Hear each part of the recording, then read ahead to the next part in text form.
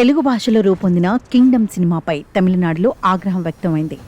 ఈ సినిమాలో ఈళం తమిళులను అవమానించడంతో పాటు చరిత్రను వక్రీకరించేలా చూపించారని విమర్శలు వెల్లువెత్తుతున్నాయి.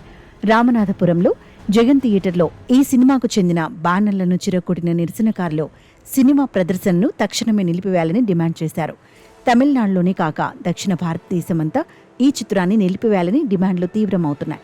నామ్ తమిళర్ కచ్చి చీఫ్ కోఆర్డినేటర్ సీమాన్ ఈ సినిమాను తీవ్రంగా ఖండిస్తూ ఒక ప్రకటన కూడా విడుదల చేశాడు.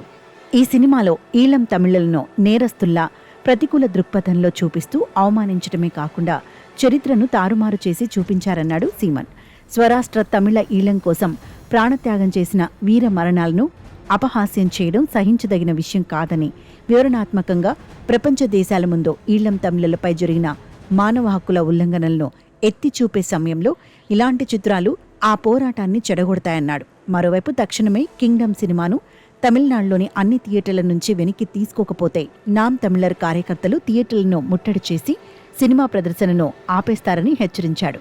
ఇక ఇప్పటికే తమిళనాడులోని అనేక ప్రదేశాల్లో నామ్ తమిళర్ కచ్చి కార్యకర్తలు కింగ్డమ్ సినిమా ప్రదర్శనకు వ్యతిరేకంగా నిరసనలు చేపట్టారు. ఈ నేపథ్యంలోనే మదురై షణ్ముఖ థియేటర్లో, ఆంబత్తూరు ప్రాంతం వంటి అనేక ప్రాంతాల్లో థియేటర్ల ఎదుట ఆందోళనలు నిర్వహించబడ్డాయి.